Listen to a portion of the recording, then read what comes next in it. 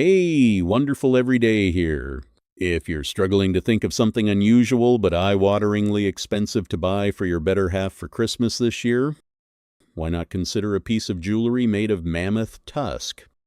I'm not talking about a hairy elephant who's fallen behind in his manscaping. I mean the tusk of a genuine woolly mammoth, the type that roamed the planet 30,000 years ago. Most of the stores selling these sorts of trinkets are located in Hong Kong, but if you're the 50 type who likes to cut out the middleman, you might want to head straight to the source, Siberia there. Millions of buried mammoth skeletons are being revealed as climate change gradually melts the ground around them, but as undeniably fashionable as woolly mammoth tusk earrings may be.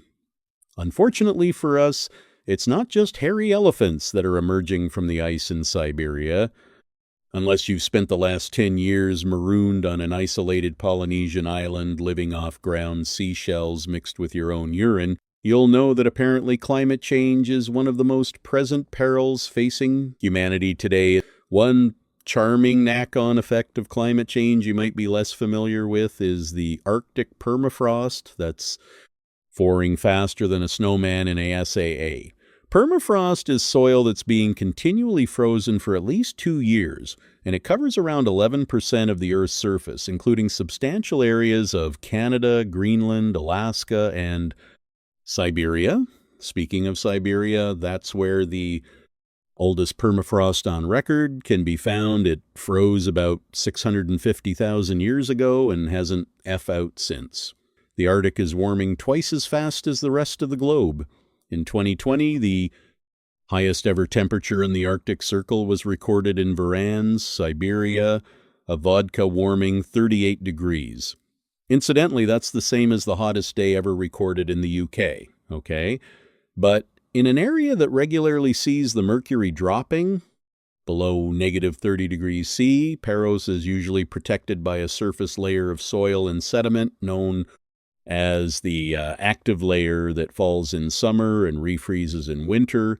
But now some parts of this layer don't freeze at all. So the permafrost underneath is exposed to warmer temperatures and is itself beginning to fall as it does so.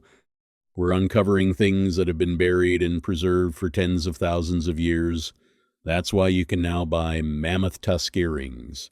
But could it also spell the start of a new pandemic? Because alongside animal skeletons and long-forgotten plant species, the melting permafrost is releasing diseases that have been lying dormant for millennia. Permafrost contains a lot of biomass, dead and living things, including plants, animals, and humans.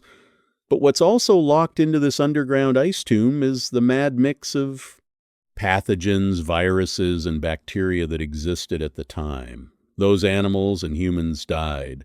In many cases, they're nestled inside the organism.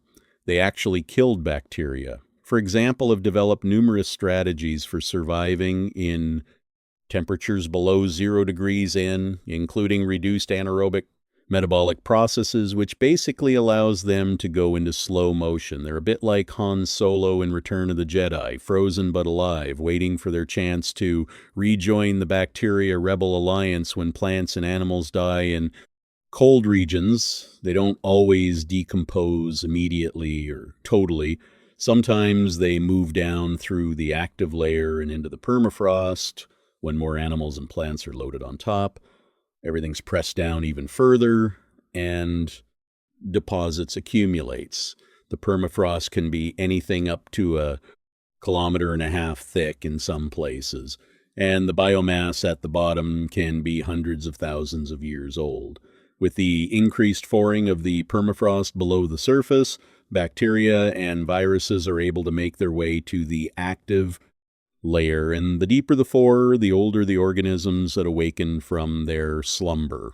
As for what exactly is down there, we basically have no idea, but whatever it is, it's probably headed our way soon. In fact, it's heading our way right now. In 2016, an Anfra outbreak was triggered after a heat wave accelerated the permafrost for Anfra.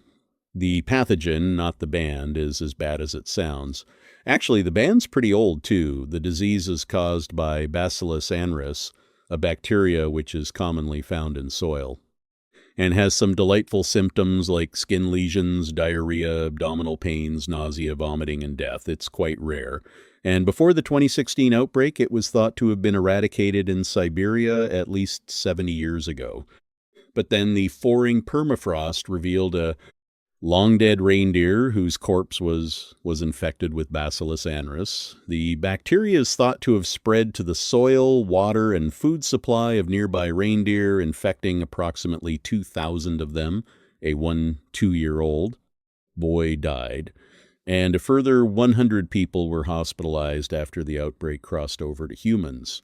Thankfully, that's where things ended, but over 1 million Russian reindeer are recorded to have died from anthrax in the 20th century alone, and their remains are buried in shallow graves all over the country's northern territories. That probably explains why Santa's sleigh team doesn't feature any eagles or Ivans as the permafrost continues to melt. These reindeer carcasses could be ticking time bombs, but believe it or not, that's far from scientists' worst fear. Smallpox is a vicious disease that was to declared eradicated in 1980, but not before it killed as many as 500 million people in the 20th century alone. Anyone infected with the disease had a 30% chance of dying, which makes COVID look like a bad cod. The variola virus that causes smallpox is particularly hardy and can survive extremely long periods of time. Even when frozen, it continues to exist officially, at least released in 2 highly secure places.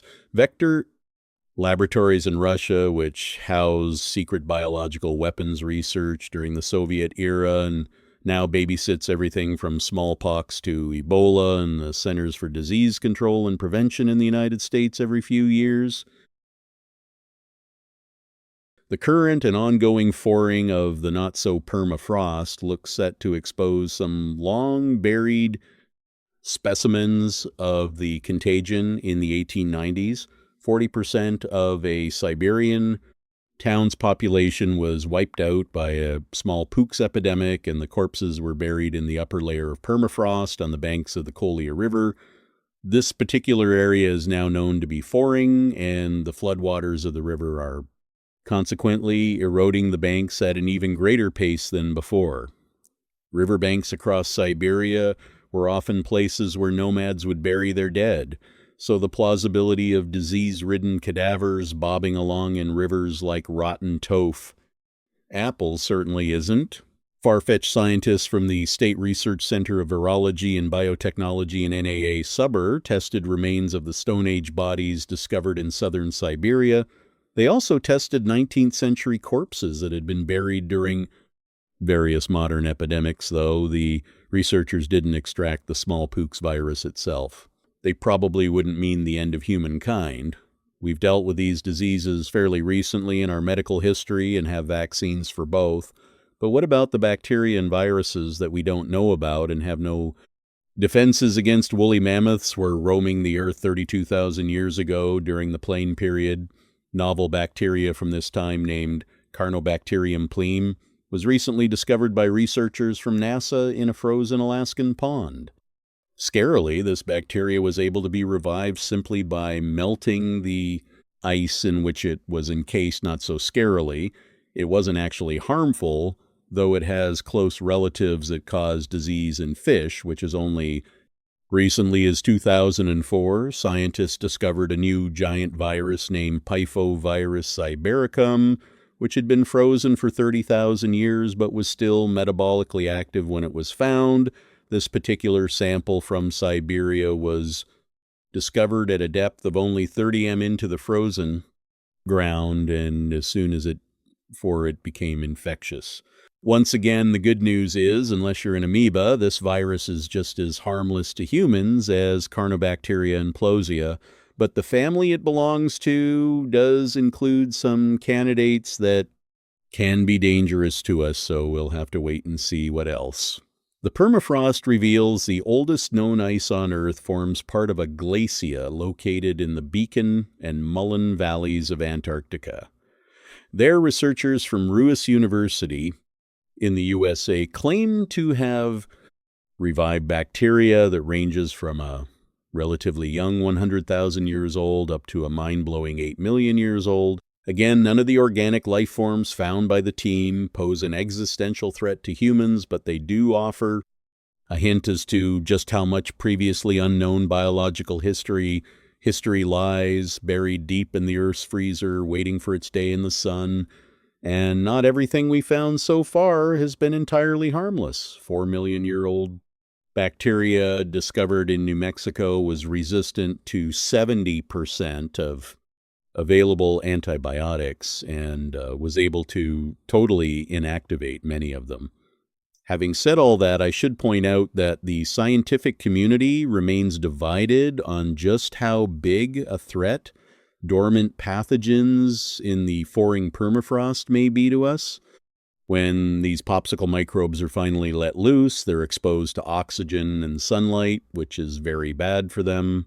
So if they're going to successfully wipe out the human race, they're going to need to find a suitable host as soon as possible. But the Arctic is relatively sparsely populated, and many of the people who live there have somewhat limited contact with the outside world. So Wuhan's still mining and drilling operations to exploit natural resources in the Arctic are being ramped up with every passing GE, which not only increases the chance of pathogen release from the permafrost, but also increases the number of potential host posts in that area. Just one infected person would allow the virus to replicate, and by now it's safe to say we have a pretty good idea of how things might pan out from there, especially since workers in remote locations are often fly in, fly out, and so any diseases would quickly spread to more densely populated areas, along with more human activity in the Arctic.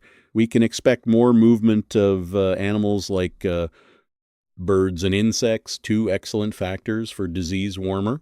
Temperatures can encourage new plant growth where there was ice before this. In turn brings new birds and other animals, many of which are known to migrate huge distances.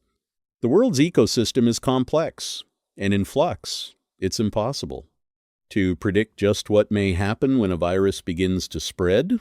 The chances of humanity being infected with a deadly prehistoric virus are either somewhat improbable or impossible to ignore to be on the safe. Don't eat yellow snow and always test your reindeer for anthra. Thanks for watching.